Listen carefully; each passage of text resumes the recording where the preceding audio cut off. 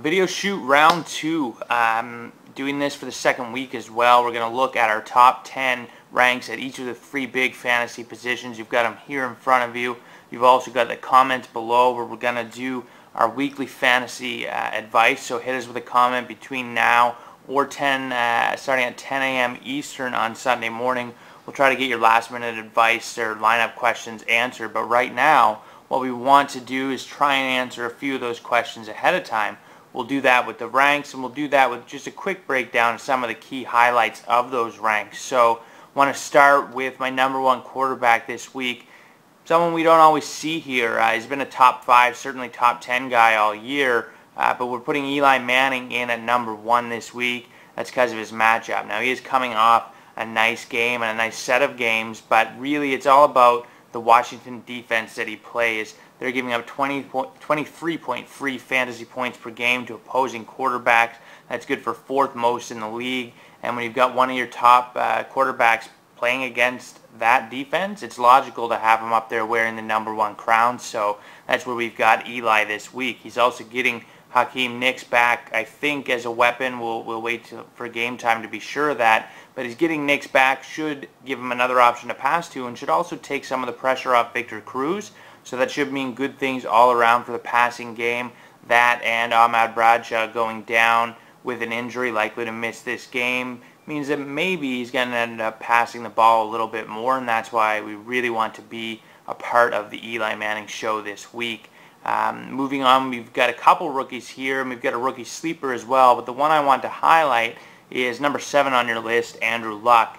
Andrew Luck faces the fantasy point per game yielding defense to quarterbacks right behind the Washington Redskins. That was a really roundabout way of saying he's got a nice matchup. They give up the 5th most points, and they've given up 15 passing TDs this season. So the Cleveland Browns aren't going to be able to stop Indy on the road this week. Andrew Luck's going to light it up at home. He's playing indoors. Lots to like there. I'm on him as my number 7 quarterback. Number 10, first appearance in my top 10, and really first relevance in my mind this year from a fantasy perspective, is Josh Freeman. He had a really nice looking game against the Chiefs last week. Starting to think that he's getting it together, realizing, as I said in my last column, when to hit Vincent Jackson, when to look elsewhere, and take advantage of some of the free space that his other wideouts are getting. And again, the defense he faces gives up a lot of points. They're the 7th most generous QB defense, and they've also given up 25 rushing yards per game to quarterbacks. So he could get you some points with his feet this week, and he's going to get some points through the air. I like Josh Freeman against the Saints. As a sleeper, 3 of them here. I like Carson Palmer. The matchup's just okay against the Jaguars, but the Oakland Raiders offense looked pretty good coming out of the bye last week against Atlanta. It's certainly much easier. Certainly they're going to have more time with the ball as well. I like Brandon Weeden. He's building on a solid rookie campaign, and there will be points scored in that Indy game.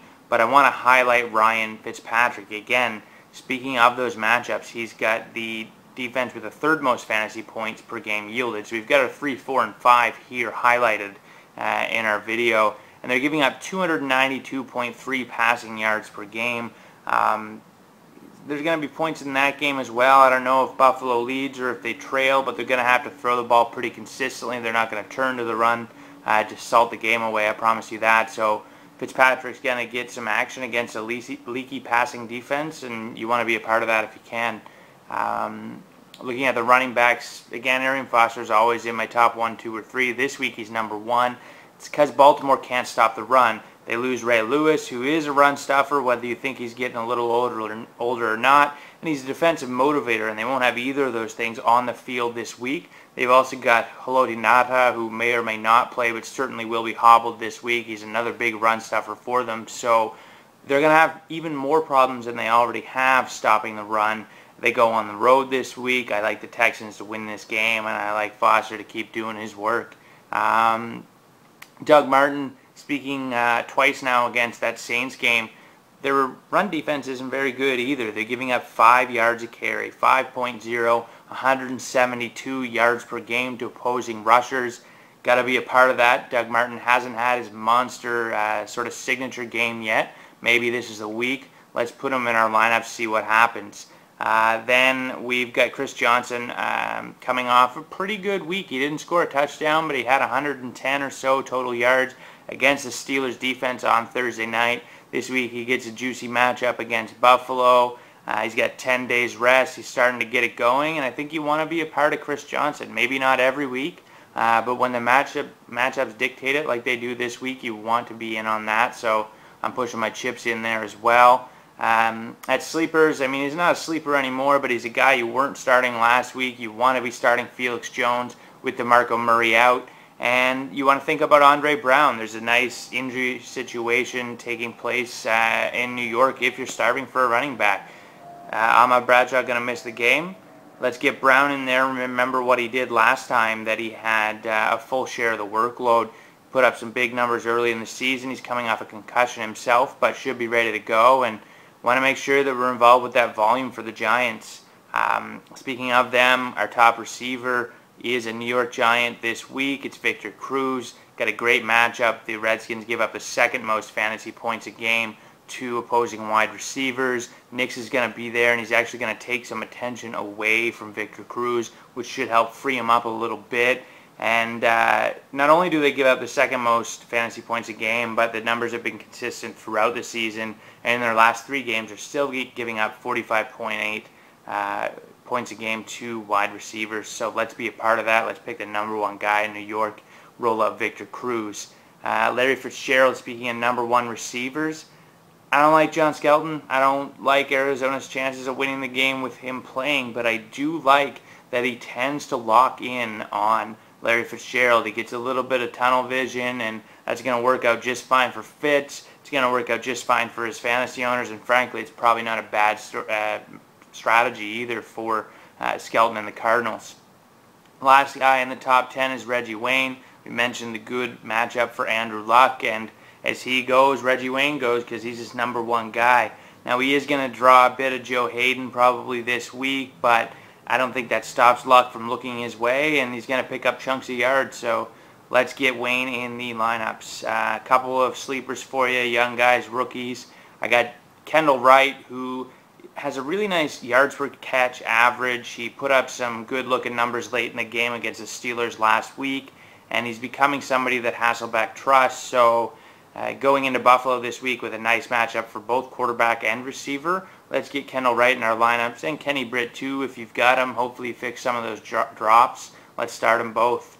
But I want to focus on Stephen Hill. You're starting this guy probably as a wide receiver 3 or a bye week replacement option this week. Some fantasy analysts will tell you he's a 25 range. Some guys will tell you he's 45. He's certainly in between there somewhere, but I like him to put up startable numbers this week against New England. The Pats are very generous against the pass to their detriment. They've given up the 7th most fantasy points a game to wide receivers, and they've given up even bigger numbers over the last 3 games. Some of that is because their pass defense hasn't been playing great. Some of that is because they lead a lot of games and they get passed on. That's going to happen here. The Pats are going to beat the Jets. I'm pretty confident in that. I'm wearing my Pats hat, so I'd say it anyway, but I have a hard time thinking they're going to lose to New York. So if they're beating them handily, we've got Mark Sanchez dropping back in the pocket and winging it to his receivers. Stephen Hill is a guy who can exploit some of the matchup difficulties with the Pats defense, and he's going to get you some points this week. So I've got him started against my team in a couple of places because I needed the help. I've got guys on buys. I've got guys dealing with injury, and you could do a lot worse than Stephen Hill to repeat maybe what some of the magic that Sidney Rice gave last week or the other Seahawks receivers. And if Russell Wilson can toss for 293, then Mark Sanchez can give you 250 yards, a couple scores as well. And let's hope one of those scores goes to Stephen Hill, and let's get on that bandwagon. That's it for this week. There's 10 picks and 10 minutes of video. Hit me with your questions in the comments below, and we'll see how we do this week. Good luck.